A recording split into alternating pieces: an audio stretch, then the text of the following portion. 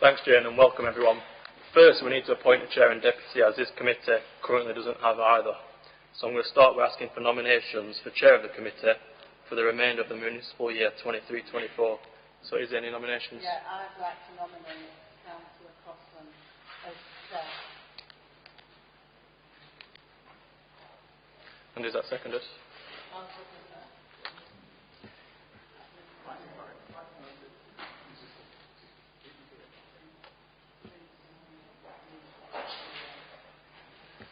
Are there any further nominations?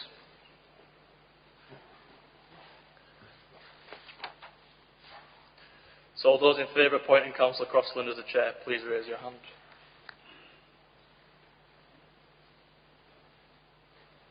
Those against? Any abstentions?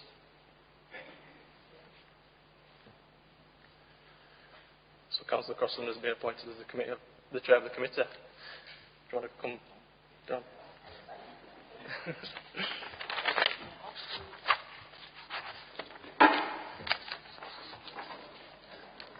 No.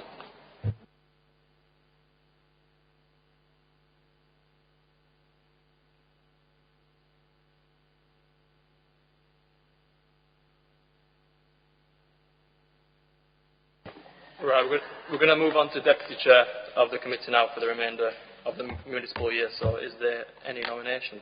Yeah, I'd like to nominate Councillor Gelson.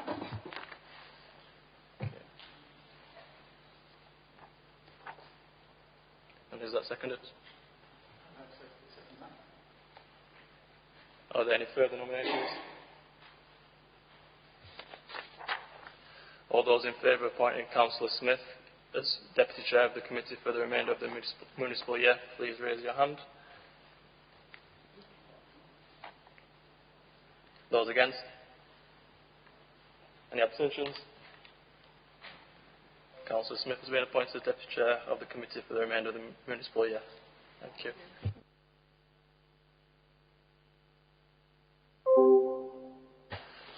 Thank you for that. And good evening, everybody. A warm welcome from me, Councillor Curtis Crossland, the newly appointed chair of the committee.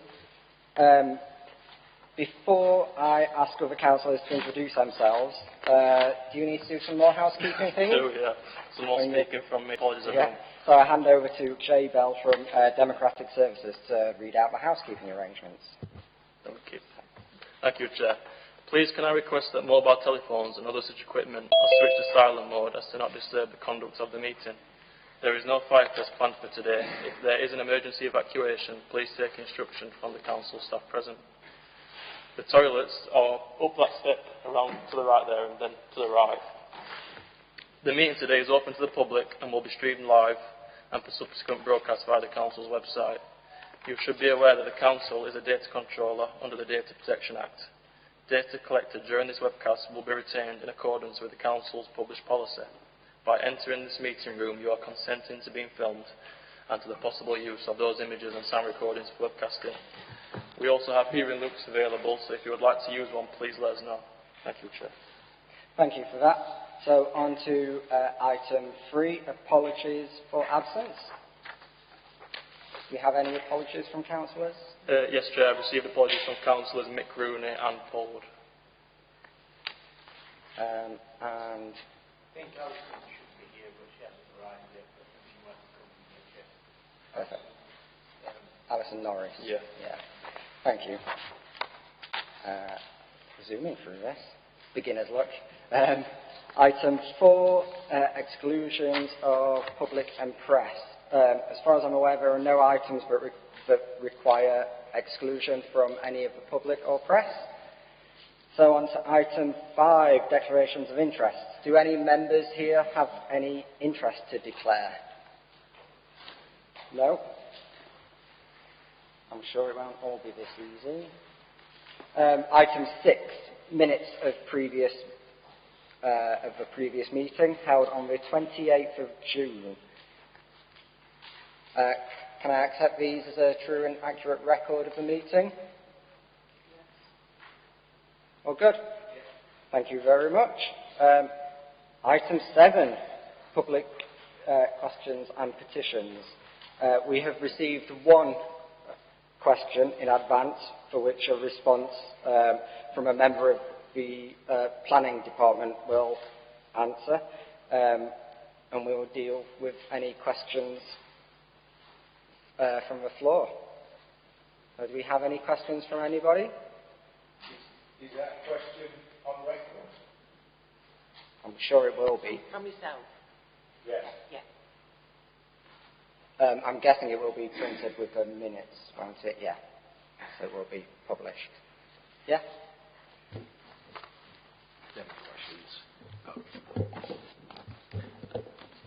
Hello, I'm David Cronshaw. I live in the Burley Ward and I'm also co-admin in the S12 community page. I've got a few questions. First of all, can you let us know what organisations in the South East by ward have had funding from the Economic Recovery Fund 1 and how many will be getting funding in the Economic Recovery Fund 2? And what did they receive this fund, if they received it? This was mentioned in the Economic Development and Skills Policy Committee on Wednesday, 13th September. My next question is, following on from the last LAC meeting, I'm still waiting on an answer on this question. In the previous month, can you confirm what crime figures were per ward in the South East area relating to burglaries, car theft and other categories, and how does this compare to other areas in Sheffield?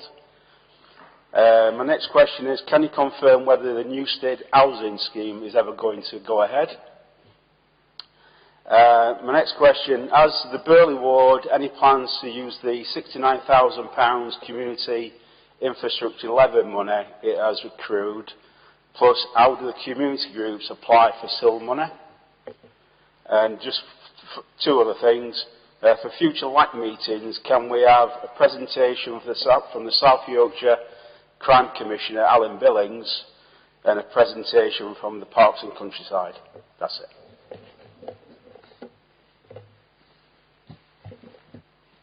Thank you for those. So in terms of the Economic Development and Skills Committee questions, I'm actually on that committee. So I do have the information broken down by ward, but I'm sure that we can get to you. Do we have your contact details down? Yeah, so I'm sure we can get those to you in the future, rather than me digging through my email inbox now. And then, obviously, this is the first time that we've seen these questions tonight, so if you'd bear with me a moment. We do have a presentation later from the police, so I'm sure that we'll hear more about how they're tackling burglaries and car thefts in the area. And we can probably get more written information to you from that as well. I'm not aware of the information on the Newstead housing scheme. Do we have anybody on the Councillor Lodge? Yeah, thanks for the question. I raised this in council yesterday. I'm quite perturbed, shall I say. I'm being polite, that nothing is happening. The residents on Newstead Estate, I came on the council 20 years ago. Prior to coming on the council, I was working with Angela Smith, who was a councillor at the time, and Mike Pye, and working around the Scoundrels Weekly's Newstead redevelopment. Newstead Estate, people lived on there, went through, they were decanted from the homes while the demolition went on and the redevelopment. People have been living on that estate that have seen it go through. The plans fell apart because of the economy with Home Group and they couldn't develop the houses. Then 3 years ago we got the proposals coming through and the older people independent living scheme and the houses that were there, which I thought was great news, and we saw the work, the enabling works that went on. And I'm quite disappointed that nothing further has happened, and now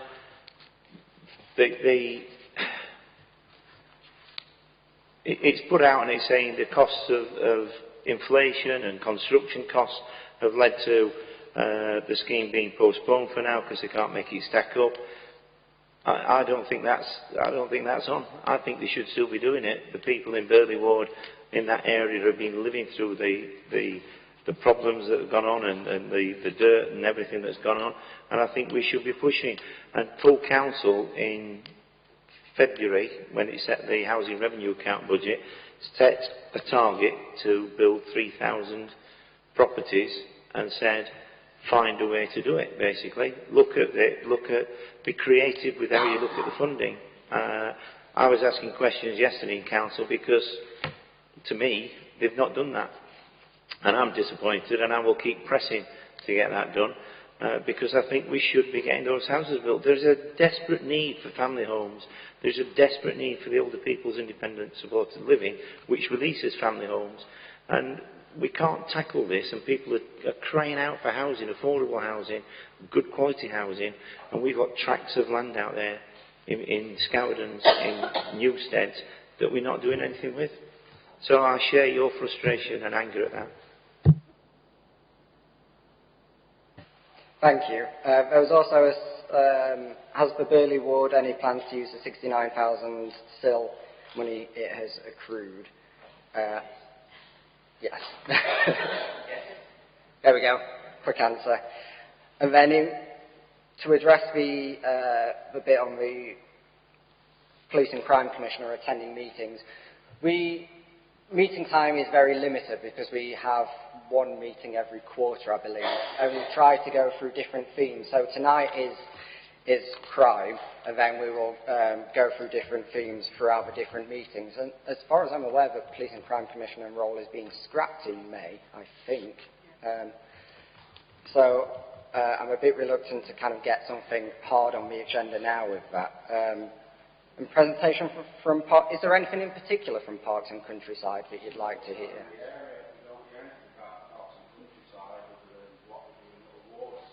Yeah, okay. We did receive a question by email, I think, about the lack of parks in the area.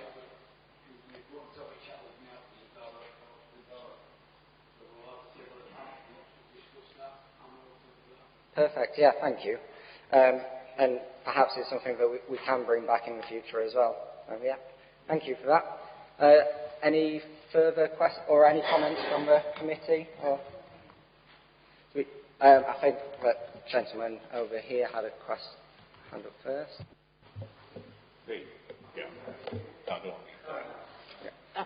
Need to get it. Yeah, oh, sorry. Right.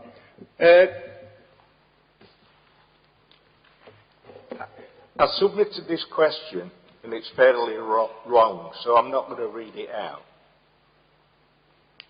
However, I'd like to know that when you voted for the plan, did you know that you were voting to destroy an environmental project in Althorpe? Did you know that that field that you're calling Plot F is actually Phase 2 of Althorpe's grassland grazing project, Phase 2? Do you know that Grace Park grazed animals on it? Do you know that it was built using funds from the council? Do you know that we have volunteers that's built hedgerows, school children? I'm glad you're nodding because you've visited it and seen it. I don't believe that you've been told correct information from the planning department, because that plot, we were told that if we kept off Plot C, kept off Plot D, kept off Plot E, and didn't object to housing on those plots, that we would be supported on this project. Plot F was took off. I don't accept that Plot F had been on that planning for years and years and years. Celia Jackson did a lot of research and she got it took off. I've got maps that show that it wasn't on. and we were told we could do a project on there. School children planted those trees, those hedgerows. I've read what you're saying you want to be doing regarding school children, environment. We were doing that 15 years ago. I think anybody that voted to destroy that project should be ashamed of themselves. Yeah, well, I was just going to say that, but I think no one sat here voted for it. None of the councillors in this area voted for that plan through. It was either abstained or voted against it. But what about all the other councillors? Well, They didn't know. Planning of misinformed, and being polite, misinformed people about that. I've got photographs here, and I'll show them you after. It's an absolute disgrace. I agree with you. We use Section 106 money. We use funding from this ward to build these projects. Yeah. We've planted 12,000 odd trees. Yeah. I mean, would that be I able to just bring can't in believe your, it. one of your local councillors, Councillor Ian Horner? Yes, I got elected in May. Just to repeat what Curtis said, nobody across this, on these tables voted for that plan. So we all agree with you. Andrea, who organises the Hackenthorpe litter pickers, the first time I went out with them after I was elected in May, certainly bent my ear about this plot. We discovered when we tried to amend the plan that we weren't allowed to put any amendments. We tried to get Eckington Way put out. We were not allowed to put any amendments. The council ended up in a position where it had to vote either yes or no. And let me also say, around this table, across the divide, I mean, I have particular respect for some people around this table who paid a heavy price for voting against, against the plan. We may not agree on all sorts of things, but when somebody does that, whoever they are, they deserve a great deal of respect, and they paid a heavy price for it. I salute those people, and we will continue. The only thing we can now do, and you yourselves can now do, is with the inquiry inspector. You've got to go to the inquiry and make your points. The council report did refer to the objections, but it ignored them. We tried twice to get this voted down, and it was a difficult decision. I accept. One of the problems with the local plan is that it cuts across the entire city.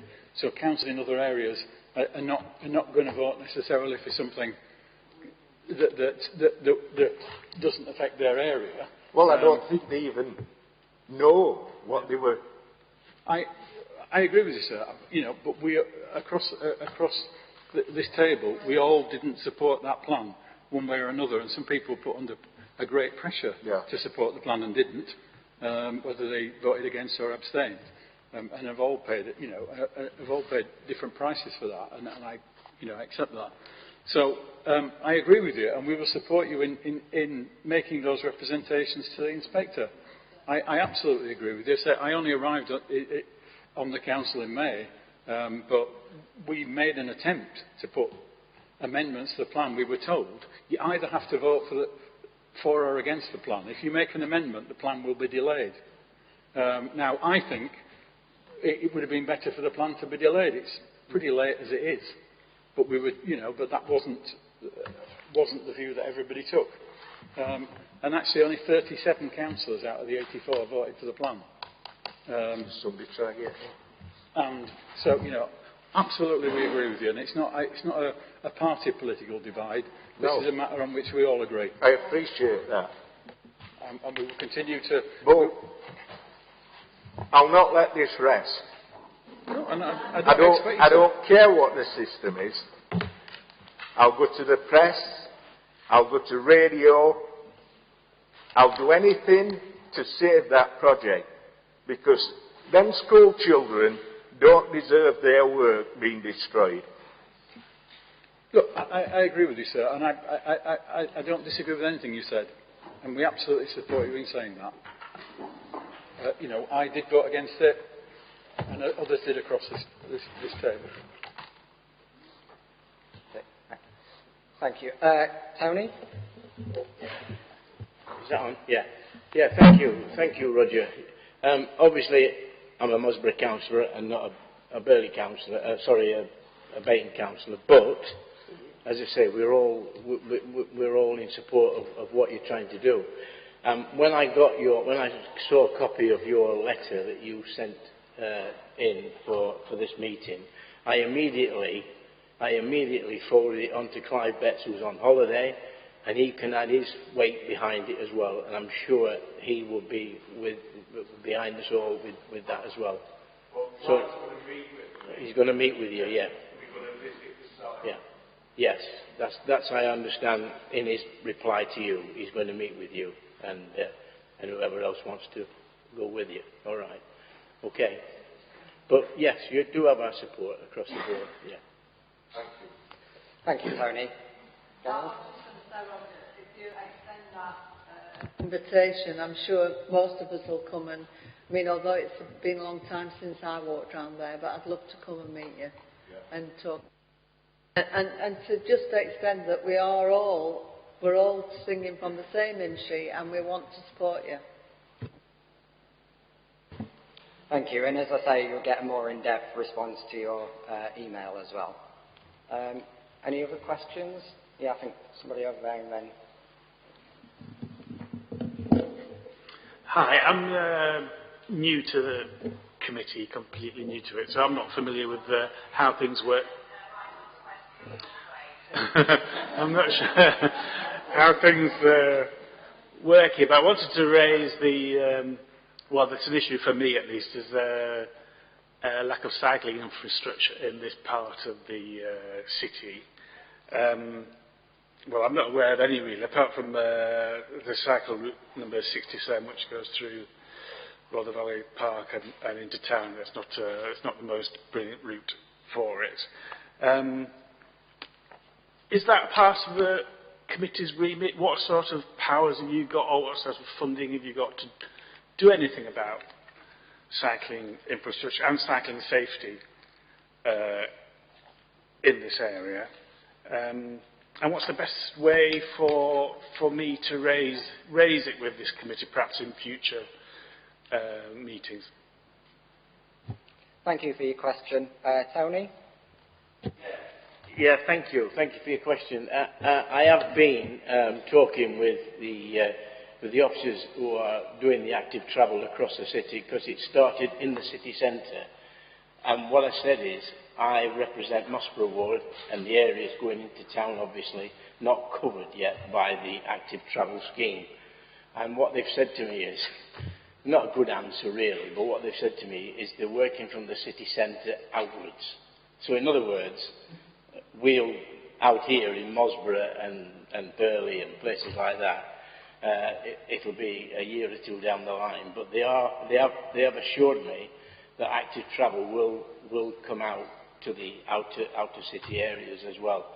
I can assure you I've been banging on about it, because I've had people getting on to me about it, people that like to cycle, and active travel is always a good way to get around if you can, and keep fit as well. Thank you. Karen, did you want to come in as well? Thanks. Thank you for your question. We did have a presentation not that long ago, because in the southeast we've got an environmental group, and part of that is active travel, and we've got an active travel champion, which is just a member of, I don't mean to say just a member, but is a member of the public that champions this for us. James Walker, I believe his name is.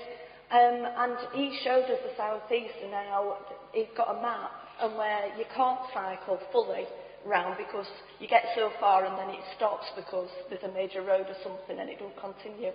And it's something that we said we would look at and work with him on. He'd had a really serious accident. I think it was quite impactful, that presentation he did.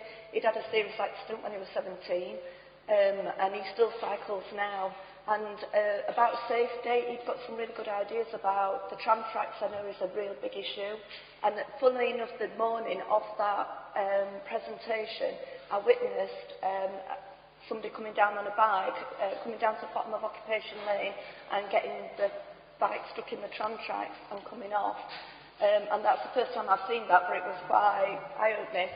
And he got some good ideas, and we said we'd work through with him on that, and he was having a meeting with a senior officer in the council who was also present to talk through his ideas and see how we can take it through. But yeah, we can definitely, I presume I'm okay saying this to Jayne, but we can definitely link you up with James, and so you can share your ideas and we can try and develop this further, if that's okay with you. Thanks. It's a really good point. Thank you, that's great. I know James, so I'll get in touch with him. I fell off at that exact point where the occupational lane comes down, because you have to meet at an angle, and if it's wet, your front wheel gets trapped there, and you're down before you even know it. I also broke both my wrists coming down to Eckington, because that car came in from the left-hand side. So there's sort of like the safest way of getting them, because I used to commute bicycle from here into town. Safest way is on cycle route number 67, but it's not great for all weathers, especially if it's icy. I've fallen off on that area as well. So there's various road surfaces on that route. So for a start, that will be useful to have that. But while you're cycling on, I used to the best way of getting into town cycling is going over Manor Top, and there's no safe way of doing that, and it's not attractive to anybody else I mean, I'm a very experienced cyclist, and I get a bit scared sometimes, but so for anybody who's thinking about doing it, it's a bit of a no-no, and that's what we need in order to encourage people to do more. Plus, you can't put your bike on the tram to do that, and there's no train service unless you want to cycle to Woodhouse. So I know some people were talking about having a train station at Bayton, which would be brilliant, because you'd be able to get over to Chesterfield and into town without having to take this perilous journey. So I will get in touch with James and see how we can go from there. Thank you very much. I think we've got Nick, if you want to come in on it as well. Thank you. Yeah, thanks, Chair. Sorry about the late arrival.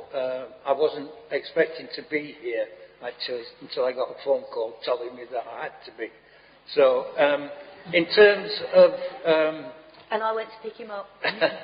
In terms of investment in the active travel, all we can do is actually lobby those people that actually make the decisions, which is in fact the Transport and Regeneration Committee, and probably later down the line the Strategy and Resources or Finance Committees. Those are the people that will actually make the real decision. So my advice to you is get as many people as possible to contact the chair of any of those committees, because they will be the ones that decide whether you get any money or not. And at the risk of being undrawn and quartered, I think there is an over-concentration of some of the monies that are being spent on these things in certain parts of the city and none in this. And when we had the presentation fairly recently, I did point out to the young man that came that there are parts of this area that don't actually have any pavement, so it's very difficult to do any safe travelling anywhere. You know, and if they want to do anything in terms of active or safe travel, they might want to put one or two pavements in this part of the city where there aren't any. Thank you. Yeah, I think Councillor Rooney makes some good points, and just to kind of put it into context, as a committee, we get a budget of £100,000 a year. Something like a pedestrian crossing costs like £250,000. So you can imagine how much cycling infrastructure would cost in the area, and so it really is the people in the town hall who we have to lobby. And I believe that Will Stewart, who is the director who covers active travel, will be coming later, so you can probably chew his ear off with some ideas a little bit later. Yeah, well, yeah. Sorry. Thank you, Chair. Just to add that the early councillors, we have supported cycling in schools, and we've been doing that for a while, and we still support it. We've also helped Charnock bike track get established, and we still continue to do that. So yeah, we're in support of it. Thank you. Right, we'll move on to another question now. Sorry, but we can chat after if that's okay. It's not so much a question, I just want to comment on a couple of things that have been raised. So obviously I was at that meeting on the 6th of September, and so first of all I did want to just say a big thank you to the councillors, because it wasn't an easy meeting. Obviously we had to go and we had to present our objections. Yes, there was obviously the process of consultation, which we're all very much objected to, in that nobody could change anything, so it wasn't really a process of consultation. But I mean, all I would emphasise is just going back to the point about the transport and regeneration.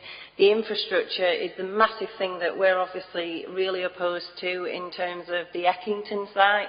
That was always, I mean, obviously, other issues have always come in about the gypsy travellers, etc. But the main issues that we had have always been around the infrastructure. So that's, when we're making preparations for the public inquiry. So the gentleman, I think you obviously mentioned about the local plan bit that you've got. So I'll speak with you as well, because obviously we want to show that as a community, we always feel like the poor relatives, I think, in the south east, you know, like compared to some of the other areas in the city. So I just want to make sure that, you know, we're putting our sort of like objections forward. We are preparing for this public inquiry. We do want to make it heard, but the infrastructure, we do need to make sure that we keep on at the council just about all the issues that we've got around the infrastructure. Will it make any difference? I don't know, but sometimes you think they might get fed up of hearing about us if we just keep plugging at it. So that was just my comment on that. Thank you. Thank you for that. And I'd also like to add actually that the questions and things going to full council and strategy and resources before were very well put together. You spoke incredibly well, and I know how nerve-wracking it can be to stand up in front of 84 councillors and the press and the media and the public. So well done from the community to the community group as well. Councillor Horner, do you want to come in? You raised the point about infrastructure. I did ask a written question at that council meeting, which wasn't read out because it never got to it, about what the plans are for park and ride in our area. Apparently there will be a plan next year, because actually the gentleman referred to Bateman Station earlier. I've always had the view, since I've been here, that would be a good place to put a park and ride. And I don't want to stop the current scheme, because it's even to reopen the line to Chesterfield, it would be 2 trains an hour. I think if they put a set of points in, they could turn some trains around and we could have, say, 5 trains an hour and a nice big free car park.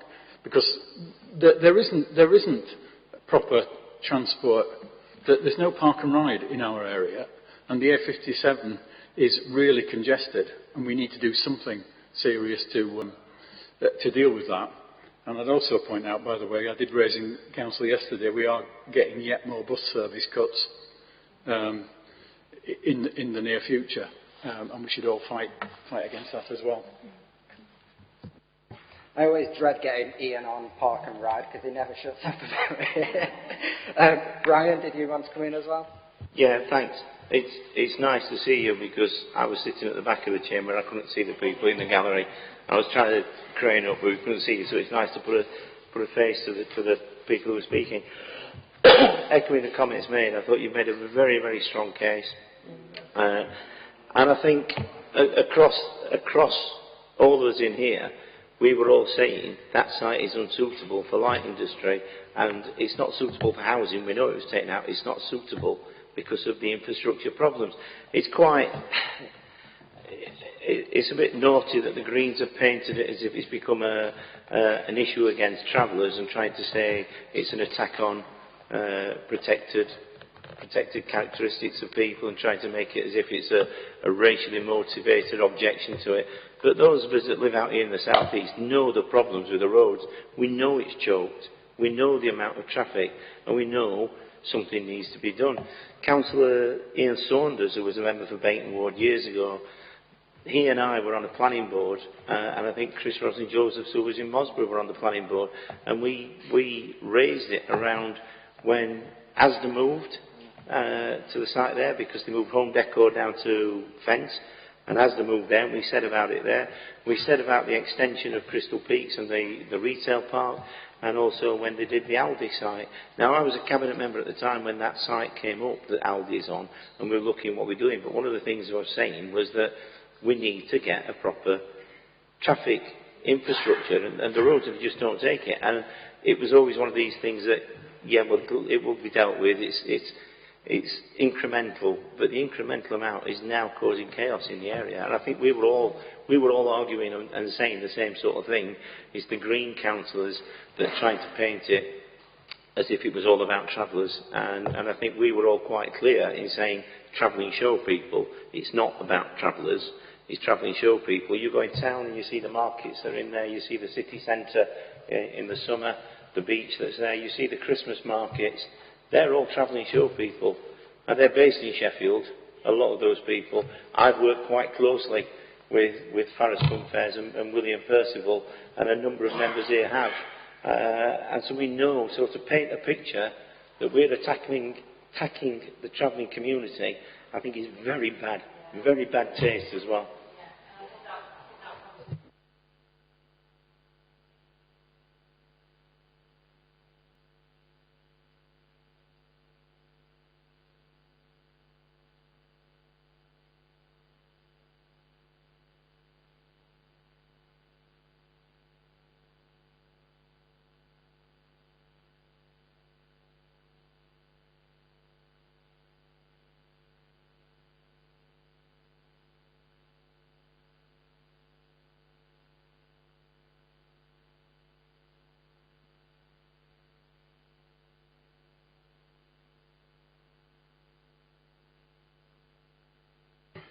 Thank you. Next I've got Gail, then Alison, and then Nick. Yeah, I've never heard such an amazing speech that you gave at that council meeting. It was passionate. And I echo everything that Brian said. It's never been about travellers to me. It's always been about the traffic that we have to put up with in this area. I mean, it's unbelievable how much traffic comes down that road. And I keep going down that road and thinking, how could you bring an articulated lorry down here and turn into that field? I don't know what the nitty-gritty was, but it most definitely wasn't about travellers. It was everything to do with the amount of traffic that we all have to put up with living in this area. But I just wanted to take the opportunity to say thank you. Hi, I was in the local plan. You can object on quite narrow issues of viability, and I kept saying that the transport data is out of date, because that was something we could challenge if they didn't have the most up-to-date data. So I think that's still worth pursuing, and Clive would know. Clive asked for legal advice, so he would know better. But the other thing to say is that separate from but relating to the local plan and in development still is a transport strategy. So I feel that we need to consider that and work to push on that, because we can still form that. And that a proper design of the system to take some of the pressure off in the new transport strategy is really important.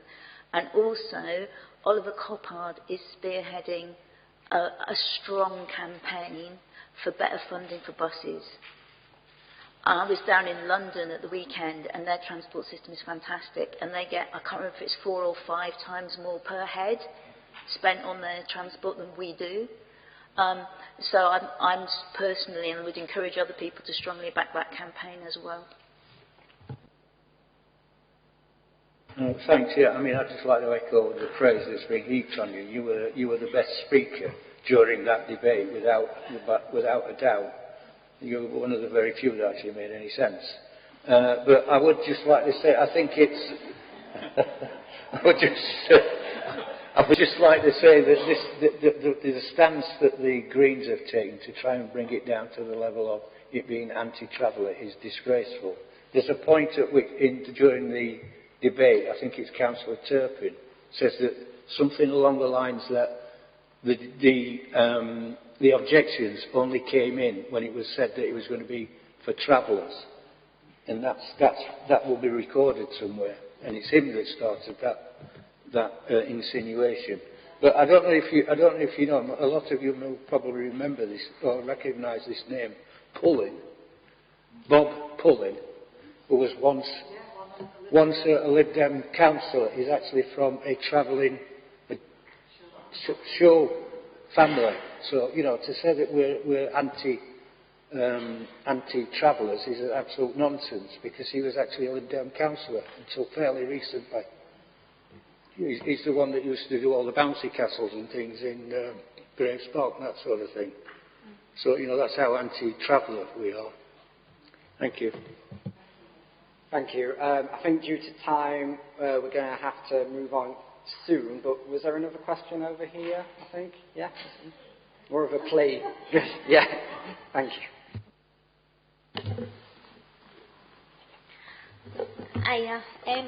I've recently took over with the committee at Mossway Allotments. Obviously, we've got a couple of concerns regarding the site. Now, I've spoke to Caroline Jennings, and she's been amazingly supportive and very helpful regarding a couple of the issues we have. Now, one of our biggest concerns for many on site is that we only have one gate, which is, you know, for vehicles and public. Obviously, as you're aware, last year we had a huge, devastating fire. Luckily enough, you know, no human lives were lost. We did lose, you know, a fair few chickens. But if the position of that fire was a little bit further down, we could have potentially lost human life. And what I'm here for to ask is if anyone could help or support in us getting a pedestrian gate in a different area of the allotment for our own safety and, you know, just to put everyone else at ease, you know, that sort of thing. So it's like more of a plea. Thank you for that. I think Tony indicated first, yeah? Yes, I'm on the Communities, Parks and Leisure Policy Committee, which we sit at, and Karen's on that as well. I was talking to, what's her name? I forgot. Anyway, she's not one of the managers there. She's a senior manager in the Parks Department. And what she's, I'm going to chat with her and see if there's any way that we can help you with a pedestrian gate. Whereabouts did you want it? You can get in from the opposite end. Is that near the bottom of Moss Way there? Yes. Yeah. Yeah. Yeah, yeah. Yeah. Yeah. Yeah. Yeah. Yeah. I'll take that up for you, all right, and I'll see if I can get something put there for you, okay? Thank you, Chair. Thanks, Tony. Gail? Thank you for that. I used to be a big part of your allotment society a few years ago, and things change, don't they? We take on other responsibilities. But I'm sure Tony would agree that we could come and have a visit and let's walk round and you can talk to us about where you think the gate is.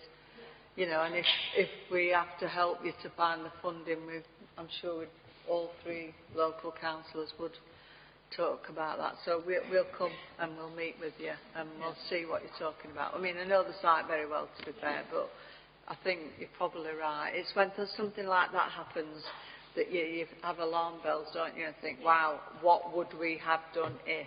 And so it is time to have a second gate, I'm sure you're right. So we'll come and see you and we'll talk after this and I'll give you my details. Okay, thanks. Thank you, Gail. I think before we properly move on to the next item, I I wanted to say this earlier, but I got a little bit blindsided with all the paper thrown in front of me.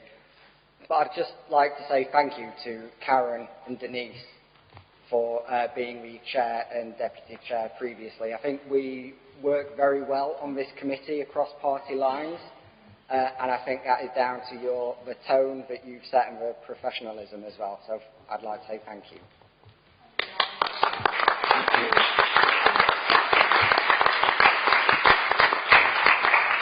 I just want to echo that, Chair. It's with great sadness that I took this role on, to be fair. It's not something that any of my group would have wanted. Karen's been an absolutely amazing chair of this LAC, and we really did not want her to step down. But things have been a bit difficult in the last few weeks, to say the least, for some of our colleagues on that side of the room. But on this LAC, we work together. We don't see yellow or red. I was going to say I'm blue, but there ain't any. But we do, because we do work together. I mean, Tony is a councillor in my ward, and we work well together and have done for many years. So I would like to say a massive, massive thank you to Denise and to Karen for the excellent work that you did. And any time you want to come back, I'll step aside. Thank you.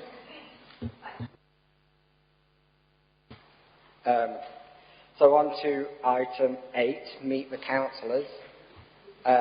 Well, my name is Councillor Curtis Crossland. I am the new chair of the South East LAC, but I'm also a Bayton councillor elected, it was last May now, wasn't it? Time flies so quickly. I think, shall we start down at that end and work up? Councillor Karen McGowan, Burley Ward. Councillor Brian Lodge, Burley Ward. Councillor Denise Fox, Burley Ward. Councillor Tony Downey, Musborough Ward. Councillor Anne Woolhouse for Bayton. Councillor Gail Smith, Musborough Ward. Councillor Denise Chapman, Musborough Ward. Councillor Ian Horner, Bayton Ward. Councillor Alison Norris, Woodhouse Ward. Councillor Mick Rooney, Woodhouse Ward. Thank you. It seems a bit funny doing that so late in the agenda, actually. So we move on to one of the main items of business, which is the update on the final spend report for 2023 and hearing some of our initial ideas for the spend for 2024 and 2024, only 20. So I will hand over to Jayne. Thank you, Chair. If it's okay with everybody, I did have a presentation, but I'm just very conscious of time and the fact that we've also got colleagues here specifically to talk to you about crime and community safety. So with regards to the report, we have chatted of the £100,000 budget to address the local priorities in the South East LAC, as detailed in that report. But you agree the use of the 23-24 LAC budget, project budget of £100,000, as detailed in the report, agrees the use of the 23-24 £44,918 LAC cost of living budget as described in the report, and namely I want to bring to your attention that 50% of the South East allocation is awarded as a grant to the Citizens Advice Sheffield to support its advice line, and that the remaining 50%, which is £22,459, is used to create a new South East cost of living fund which community groups can bid into, and also that you agree and authorise the Community Services Manager in consultation with the local area committee chair to finalise the eligibility criteria and make decisions following engagement with the relevant ward members on the award of grant funds proposed of up to £5,000 per individual award. So that's quite a lot of words I've given there. So just in a nutshell to say, for the budget this year, for the £100,000 project budget, we did go back out to consultation. We went out through various mediums. We did online consultation, we did focus groups, and we also did some consultation from the youth element within the city, within the South East, sorry. When we pulled all that information together, and if anybody wants to know that, I can send the report out, the presentation that we'd got. The key themes this year that came out for the South East, the top theme was crime and community safety, hence the theme today, health and well-being and children and families, and environment. What we have done, what we discussed with the committee, was how we would break that £100,000 down. So this year the suggestion was that £50,000 of that 100,000 would be addressed to the crime and community safety theme. £30,000 of that would be to the health and well-being and children and families theme, and £17,000 of that would be to the environment theme. And we also have to allocate £3,000, and that's based on last year's costs for meetings and administration. Within the report there are suggestions in there about what we might like to look at as themes. Part of tonight, when you've listened to the presentations from the relevant services, is an opportunity for you to go and speak with those services. There are tables at the back. Any suggestions that you have, it doesn't have to be just around crime and community safety, that you would perhaps like to see within your area. If you please go and speak to the relevant services or your local councils, and we'll get those suggestions noted down. So it was just to ask if, as a committee, you agree with what's in with the recommendations that's in the report. Agreed. There we go, that was easy.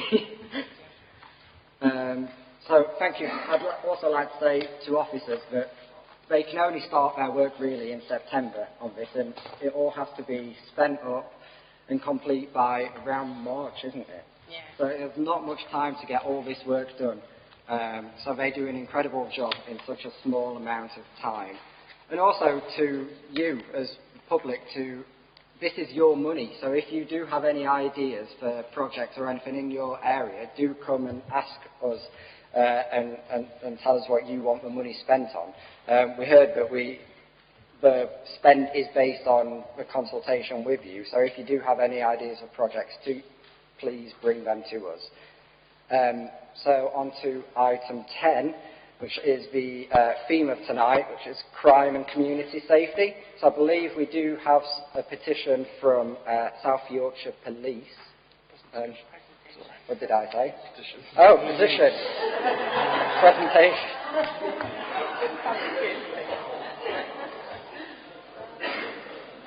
So do you... Yeah, it's okay. Thank you. No one would have noticed if you didn't say.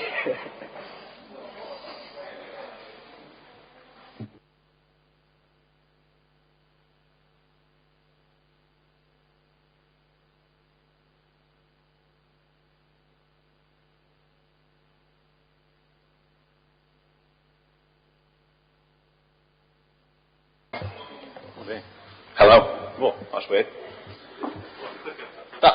We're not doing a presentation. We're not doing a presentation. All right.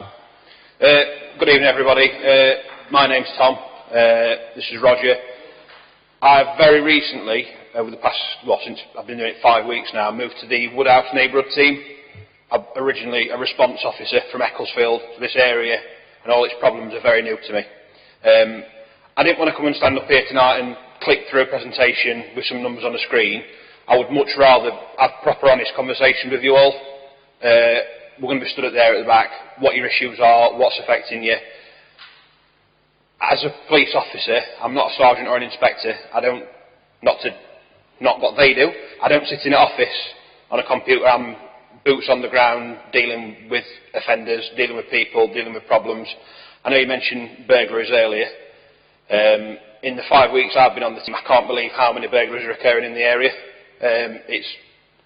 It's not worrying as such, but it's just, again, I'm trying to be as correct as I possibly can when I speak here. We know who's doing it. It's a group of probably 10 or less people. Good news is 3 of those 10 people have been arrested today, so that's a little positive. Not by us specifically.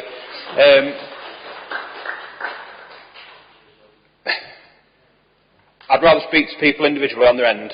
at the end. Let's have honest conversations about what we're here to do to help people, as opposed to, giving you the nice answers up here. I'd rather just be honest with people, what we can do, what we can't do. I don't know everything about the area yet. Like I said, I'm relatively new to it. I'd just rather have a proper conversation with people individually, explain what you want from me and the police in general in these specific areas from a neighbourhood team point of view. And then, yeah, hopefully I can answer some of your questions and give you a bit of advice. All right. I've got a question, and it's something that I'm sure every councillor that sat right down this evening will tell you. Yeah. The amount of motorbike complaints that we get. Yeah. But we need to tell people, and I don't think people, somebody lives next door to these people, somebody lives on their streets, people see them, but the only way to stop it is for people to report it, and you need to know that you don't have to give your name and address or telephone number. You can be anonymous. But without the help... I was just going to say on that as well. Yeah. So, we're not allowed to change. yeah, in regards to off-road bikes and motorbikes, and I know it's a blight everywhere, where I live in Derbyshire, they're up and down my street constantly. I'll reserve my comments on what I think of them. As a standard police driver, I can't pursue a motorbike. I'm not allowed to do it. Even if I turn my blue, even if the bike reacts to my presence and then they fall off and something bad happens, I'd get sacked. As strange as it sounds. Traffic officers, so in the posh BMWs that fly around, they can pursue. They've got special tactics to pursue motorbikes. What we did last week, because of the amount of off-road bike incidents, we have to basically put a bid in for traffic and road policing team to come across to us. And we did, and they've got the tactics, they've got the kit, they've got the gear, they've got all the specialist training. When there is an off-road bike, they can then pursue it. But again, like you've just said, I go out and speak to people in the 5 weeks I've been here. Oh, what are you doing about bikes? Oh, well, have you told us about the bikes? Oh, well, I've not rang up, but everybody else, The more information we get, if I can say to a traffic sergeant, look, we've had 15 reports in the past 2 days, they'll send a traffic car over to us to drive round for the day, and then we can be out there, we can see an off-road bike or quads or whatever, scooters, and we can say, there's a scooter here, the traffic car will then drive over to us and they can pursue it. But again, we need to build up an intelligence picture of who's got these bikes. Good picture. Yeah, who's stealing them, pictures of them, videos of them, all that sort of stuff that we need to do our job. I think policing, by its nature of the job, is very reactive. We kind of deal with stuff afterwards. But if we can deal with stuff before, from help from you guys, then it's better, I think. Yeah. But like I said, essentially that's it from us. I'd rather just speak to people and come and tell us what's up. Yeah, the next item on the agenda, we do have meet the team, so there will be an opportunity for you all to speak to everybody after. Next I've got Karen to speak. It was just to say a massive thank you for coming tonight and to being so honest and open like you are. I personally appreciate this kind of approach than sitting there looking at a load of screens and we all come away not really any better. Yeah.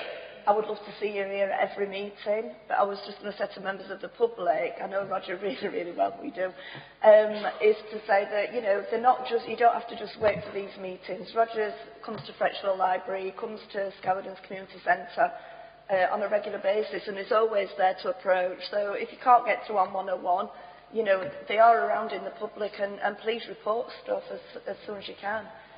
But thank you for tonight. It's really refreshing, this approach, to be honest. Like I said, I don't want to just go, this is how many burglaries have happened in the area. It doesn't do it. I'd rather people come and talk to me and, I'll be as honest as I can. I probably won't be able to answer most of your questions, to be honest. With only being here for 5 weeks, I originally covered Ecclesfield, which is, I think, a different beast altogether. So, and this sort of thing, from a policing point of view, was blowing my mind. I just drive on blue lights and arrest people, so actually speaking to people, and nice people as well, people who are passionate and care about the area that they live. It's quite refreshing to see from a policing point of view, because I normally just go, So, yeah, I'll be there. Come and have a chat with me.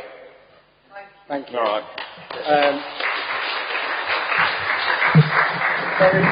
I'm going to say very quickly we've got Ian and then Tony, but please do keep it brief because we do have 3 other things. Oh, I've gone sad.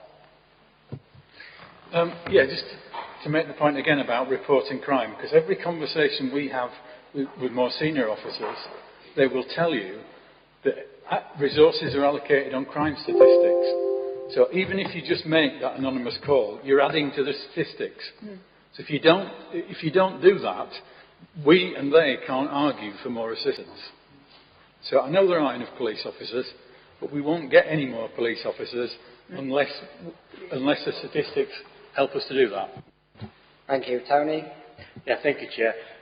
What I want to impress upon people is, I know people, when we say to them, phone the 101 service, they always come back with, oh, we never get through. But if you persist, but the only way that they can target an area is if they get enough reports of it's happening in an area.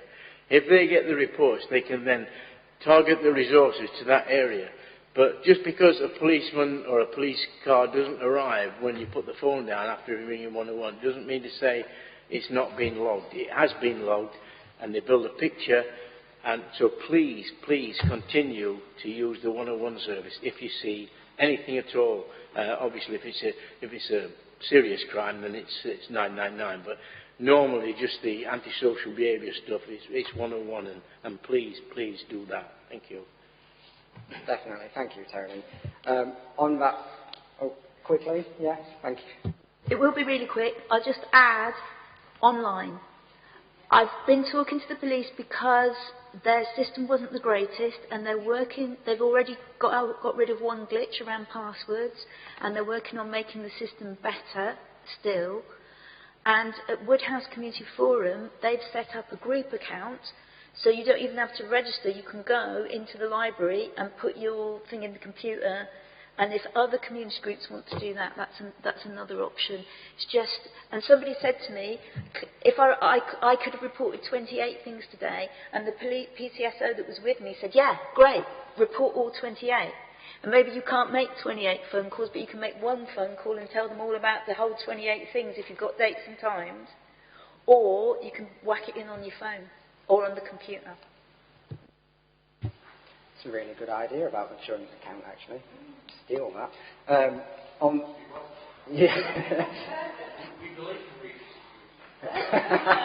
No comment. So moving on, I believe we've got a presentation, not a petition, from the Anti-Social Behaviour team. Yeah, Amanda. Oh, from Amanda, yeah. Thank you.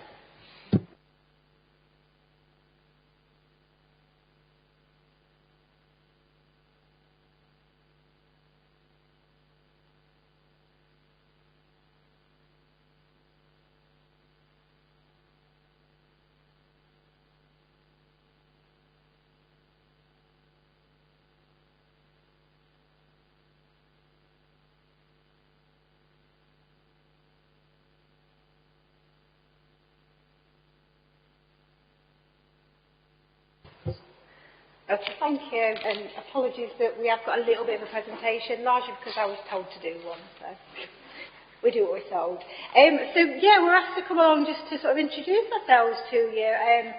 We're not the police, so you might not know quite who our team are, so that's why we have got a few slides to put a bit of background to it, but we'll be quick. Am I in the way entirely? Is that any better? Okay, so I'm Amanda Perrott, and this is a colleague of mine, Sharon, and we're part of the Council's Anti-Social Behaviour team. I've called it the multi-tenure Anti-Social Behaviour team to try to differentiate ourselves from somebody who's going to give a speak in a minute.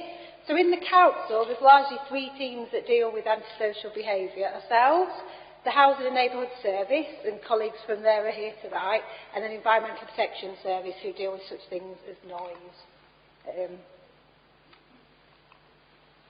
That's us. That's That's our structure. Our team, there's two parts to our team. There's resolution officers and then sustainable communities officers. I'll talk to you about both sides of the team, but I think the sustainable communities officers are very familiar to those of you in the room, quite well regarded. They're the visible officers who wear the high-vis patrolling. Okay, so the anti-social behaviour team was set up about 2 years ago. We're tenure neutral, we're not tied to any particular tenure. We can take action and do take action against people causing antisocial behaviour, regardless of whether they live in their own home, whether they're private rented, or if they live in housing associations. We're organised by LAC areas, but we're a very small team with only 4 officers, so some officers do have more than one LAC area, which is obviously quite a large geographical responsibility. So for this area, your officer is Sharon. Okay, so anti-social behaviour resolution officers, as Amanda said, we've been going since February, March 2022 as a new team. We focus on casework. Oh, sorry. Can I hold this? Sorry. So we focus on casework, and that's split into 2 areas, and we have a threshold for the inquiries that we get coming into our team. So we categorise them into the urgent and complex cases, and we also provide a separate service of advice and signposting for those cases that don't meet a required threshold for us to take enforcement action or legal legislation action on them. To date, the teams took on, it's gone on from 650, but 650 plus cases to date, with 93 cases that I've been involved in the South East area since March 2022. And one of those was involving off-road bikes, and we did take enforcement on an individual who was storing an off-road bike in their premises. So going on from what Tom said, I'll say it now just in case I forget. If you see or know of anyone that is storing an off-road bike, whether it's in a communal area or in a property, then we'd like to know about it, because there is action we can potentially take on that person, and we do that jointly with one of Tom's colleagues in the off-road biking team, who's dedicated to Sheffield and is a very proactive officer and is keen to be involved in inquiries from the community. So we aim to resolve antisocial behaviour using both formal and informal approaches. So that might be through the informal approach, supporting somebody, mediation with neighbours, getting other agencies involved. The more formal is other legal powers that we'll use, which is the end bullet point. So the legal powers that we use are closure orders, injunctions and community protection notices.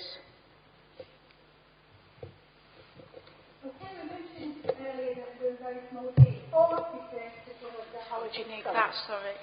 Sorry. I said that we're a very small team. We've got 4 officers to cover the entirety of the city. That's a small resource. So unfortunately, we do have to sort of set the threshold for the cases that we can deal with quite high. That has to be the most urgent cases, and we base it on sort of threat, harm and risk.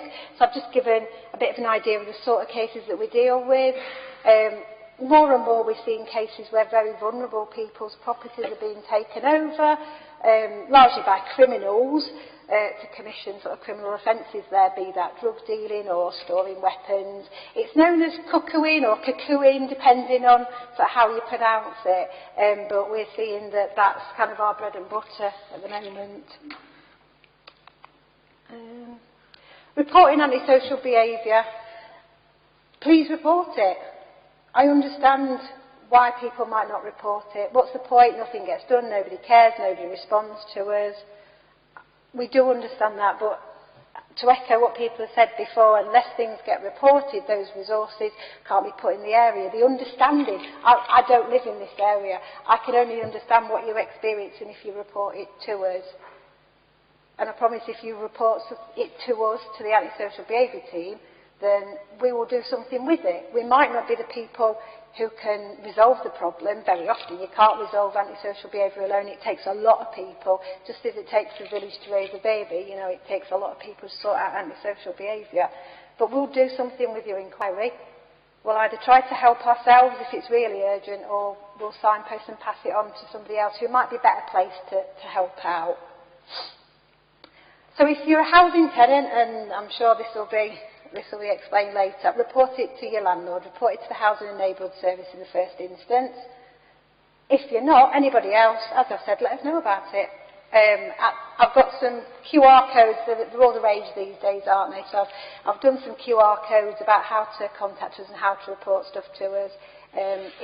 It's an online offer, but it is really easy. I've tried it myself. That tells you how easy it is. And if you want to email us, we've got one of the simplest council email addresses going, really, asb@sheffield.gov.uk. Just email us, tell us what's happening. I wanted just one slide to tell you about something that the team are responsible for alongside South Yorkshire Police, and that's antisocial behaviour case reviews. They used to be called community triggers. I want to promote these a little bit. They're a power under the 2014 ASB Crime and Policing Act, and they're actually kind of a bit of a safety net for victims.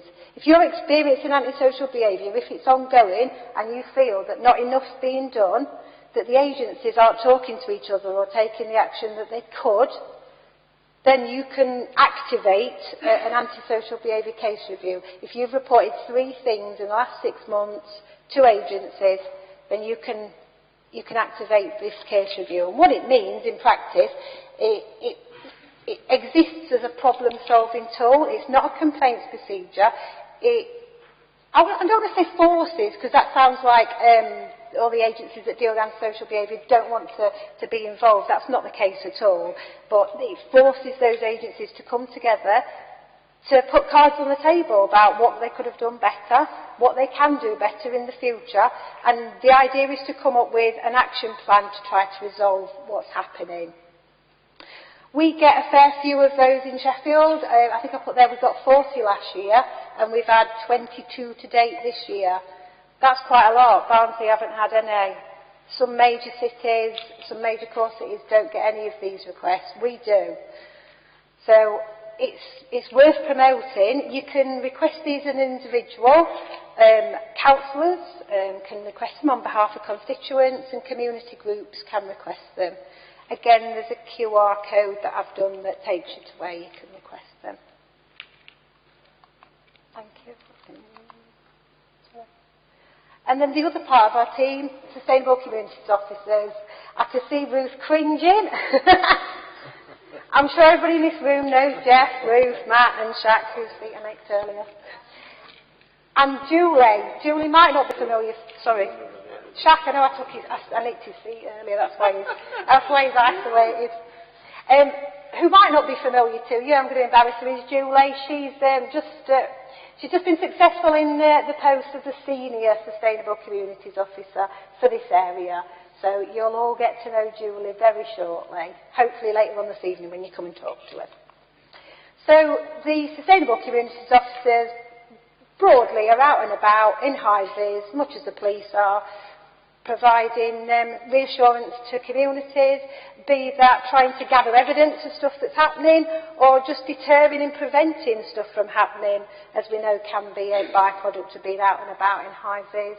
And they also offer an awful lot of reassurance and support and care to people who are going through really tough times and who are struggling. Okay, so the wider Sustainable Communities team, there's 4 separate teams. Each of them have a senior and between 4 and 5 officers.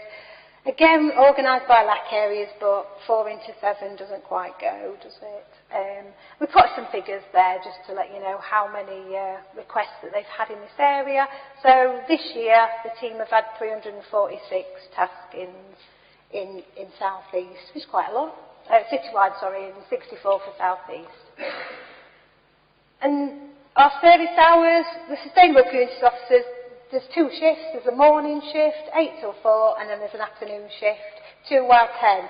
So there's quite a broad span of time throughout the day that the officers are available to come out into the community.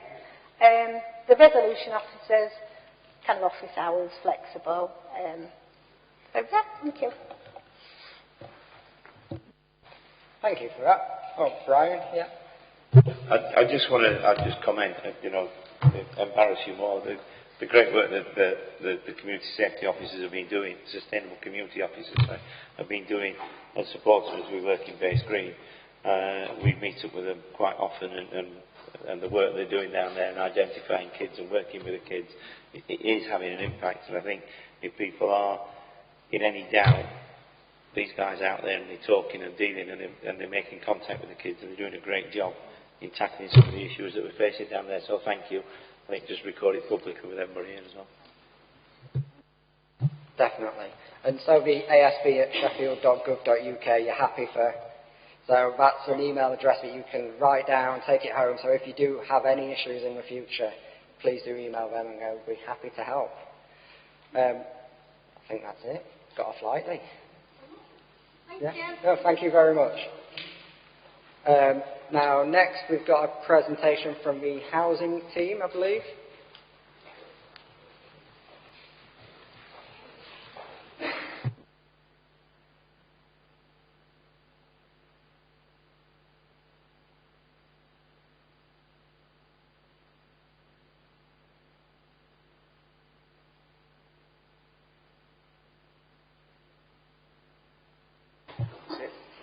Hiya, I'm Rachel Dawson and I am the South East Neighbourhood Manager, and I am also new, so I've only been the Neighbourhood Manager in the South East for 2 weeks now.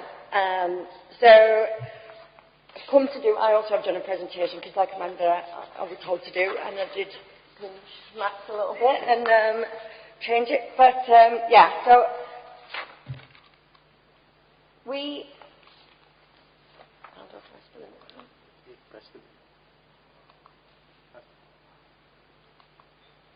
So we sit within the Housing and Neighbourhood Service, and we are one of 6 neighbourhood teams. So we've just gone through a restructure when we've moved from 7 neighbourhood teams across the city down to 6, and we cover the 4 wards, Woodhouse, Burley, Mosborough and Basin wards. And Mel's with me today. She's one of our ward team leaders, and we are based at Crystal Peaks Housing Office. So the structure in the neighbourhood team includes neighbourhood officers. So our neighbourhood officers are responsible for supporting all tenants within a geographical boundary, and we manage low-level tenancy breaches. We have the neighbourhood support team who provide signposting support to all tenants and residents who contact the South East area, so whether that's by email, by coming in to see us at Crystal Peaks Housing Office when we're open on Mondays, Wednesdays and Fridays, or by the phone. And then we have the estate team who you might see out and about, and we have a number of estate teams that cover the whole of the South East area. So we are the officers that currently complete all accompanied views and sign-up appointments. So right from the very start, as neighbourhood officers, we discuss the responsibilities with our tenants. We discuss any support needs and make the appropriate referrals to make sure that people have got that adequate tenancy support, so they've got the skills needed to be able to manage a tenancy. We work with lots of other agencies to support vulnerable tenants, and within the first 4 weeks of any new tenancy, we visit that new tenant to reaffirm the responsibilities and to discuss any support needs. So we do that right from the very start to make sure that we are setting out the intention of what is expected of a tenant. So examples where our neighbourhood officers would investigate antisocial behaviour, noise nuisance, harassment and intimidation, untidy properties or youth nuisance. So again, I think this is a common theme. We are extremely reliant on the information that we receive. So I have only been at the South East for 2 weeks. your councillors are extremely active on your behalf, so I do get lots of inquiries already. But what I am finding is that we're not aware of a lot of the information that's coming into us. We can only investigate or manage breaches if we know about it. Reports need to be factual and clear, and I know that diary sheets makes everybody groan, I think, and people don't like to fill in diary sheets, and we hear quite a lot about, well, what's the point, and nothing gets done with them, but I cannot stress enough how important they are. They are the cornerstone of us investigating that information. Without good records and without those diary sheets and without times and places and as much detail as possible in those diary sheets, we can't then refer on for other things like noise monitoring equipment, like referrals to the environmental protection for nighttime noise enforcement. In the area, we can do things such as informal warnings, serving cautions, and on secure tenancies, we do go up to serving notice of seeking possession, but we can only take any enforcement action if we've got that evidence and if we know about it. So something new that you may or may not be aware of is from Monday of this week, we commence introductory tenancies. So from this week, all new tenants, so unless you're transferring from an existing secure tenancy, anybody becoming a new Sheffield City Council tenant will become an introductory tenant for at least 12 months. So if there's any concern over the management of that tenancy in the introductory period, it can be extended for 6 months. If there's a breach of the tenancy conditions during that introductory tenancy, and the tenancy conditions for introductory tenants are the same as for secure tenants, then we will liaise with NAT's team and the Tenancy Enforcement and Sustainment team who may issue notice of possession proceedings. So the aim of introductory tenancies is to create sustainable tenancies. It's not, the golden ticket to evict anybody at the first sign of trouble, and that's not what we want. It's just another way of us creating sustainable tenancies and ensuring that people have got the correct skills to be able to manage a tenancy and to manage it well. So as well as antisocial behaviour, we do offer home tenancy visits annually. So we do the first new tenancy visit within 4 weeks, and then annually from then you'd be offered a new tenancy, an annual visit. We manage untidy gardens, abandoned tenancies. So if officers are out and about and they think that a property is not being lived in, or if we get reports, we would investigate those. Unauthorised occupiers, so our tenants given notice and we've left them as occupants in the property, and any other cases including hoarding, permission, managing properties after an eviction. And that's it for me. So Mel and I will be here, to talk afterwards. Thank you. No, thank you, Rachel. Imagine having to do a big presentation like that in your first 2 weeks. That was very informative. Thank you. And Mick? Just one brief point. I personally think it might be worth making the point that the council doesn't evict anyone. It's actually done through a court, and like any other court proceedings, the basis is on innocent until proven guilty. So you have to have the proof that this person is doing something either illegal, antisocial, or whatever. So I think sometimes people don't appreciate that the council doesn't have the power to evict anybody. It's a magistrate's court that does it. Thank you. Gail? Yeah, just the same old thing. If people presume that people are... I had some casework a few weeks ago, flats with older people living in them with a younger person who was causing mayhem. And the older person that came to me said, oh, we've had it, he's done this, he's done that, and it's causing a lot of trouble, we're all miserable, and da-da-da-da-da. And when I reported it to the housing department, they'd had no complaints about that young person. And he'd lived there 3 years. Now, I was being told that it was an absolute nightmare, this young man, and from what they said, I felt sorry for them. But none of them had reported it. So what you said, Rachel, they had to start from scratch, those people in the rest of those flats, by doing diary sheets. Had they been reporting it and writing it down, and it got to a head, the council could have done something about it, but they couldn't because there'd been no complaints. So all these things are about people making it known that there's problems. Without that, we can't do anything. Thank you, Chair. Along those lines, I believe we've got a presentation from the Tenancy Enforcement team. Thank you guys both for your presentation.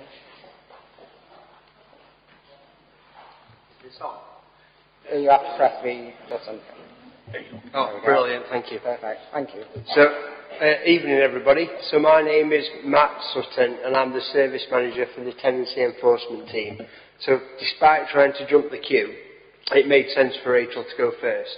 Because what my job is my team work with Rachel's team and the other 5 neighbourhood officers, and we take referrals into our service. So I've been in my job for about 5 weeks now, so I'm far more experienced. So it's also meant that I've not used jargon because I don't yet understand that jargon myself. So, well, you can rate me on that as we go through this. Right. So, first of all, I just want to go through the names. So we're tenancy enforcement, sustainment and fraud and safeguarding. So safeguarding is really important to the council. Across the 38,000 properties that we have, there'll be a lot of vulnerable people that need quite a tailored and special response. So I want to be clear about that, and I'll build that in as we go through as well. So, it does look very similar to Rachel's slides. So what we do, so as I've said, we work with the 6 neighbourhood teams, and we manage those most serious and complex cases where a council tenant is suspected of breaching tenancy conditions. So I think it's good to link the speakers together tonight, which is where Amanda started off with being the multi-tenure. So what I'm doing is around council housing. So that includes antisocial behaviour and crime, fraud, and the various other breaches. So if people know what an unauthorised occupier is, and when you come round and talk to us, we can go more into that if some of this doesn't make sense on the presentation. So starting with antisocial behaviour and crime. So we challenge antisocial behaviour and support tenants to make the changes needed. And this is a really important thing. You know, if somebody's perpetrating antisocial behaviour, there's usually a reason behind that. It might be that they're not aware how to manage a tenancy, that they're not able to. They might need help changing their behaviour as well. So we try not to start from that punitive starting point, although sometimes there'll be things that are so serious that you've got no choice to. So we'll work with a lot of other agencies, drug and alcohol services, probation, etc., to look at changing behaviour so people can successfully sustain a tenancy. So examples of things we might work on, so noise nuisance, harassment and intimidation, criminal damage, serious crime, and I've got a particular side on that because I know the theme tonight is crime, so I wanted to explain that one. So the way we work cases, we've got officers in my service that will go out and case hold, and also we will go out and do training and work in support with services such as Rachel's as well. So we're upskilling neighbourhood officers. So how we work our cases, as I've said, a lot of it's about sustainment, so changing behaviours. A lot of it's evidence gathering, so it's really good that Rachel's done that bit already. I think the theme of tonight is reporting and making sure that you don't think somebody else is doing it. The more reports we get, the better we can handle these situations. And then we do take enforcement action. And that's where I've left the jargon out. There's a lot of different things that we might either do on our own or work with Amanda's service on. And then, as the councillor mentioned, we will go to court and we work on that balance of probability. So my service takes cases to criminal court and to civil court. But it's certainly around antisocial behaviour, that would be civil. So that's a balance of probability. And because it's about having an honest conversation, every time we open a case, every time we take an action, we're required to consider that subject's equalities. So again, that's thinking about why there's reasons for this behaviour. And I've put timescales down there because you're not going to hear really loud noise one night and then see an eviction taking place the next day. The government do not make it easy. So there's a lot of steps built in, a lot of checks and balances, and everybody will have their own view on that.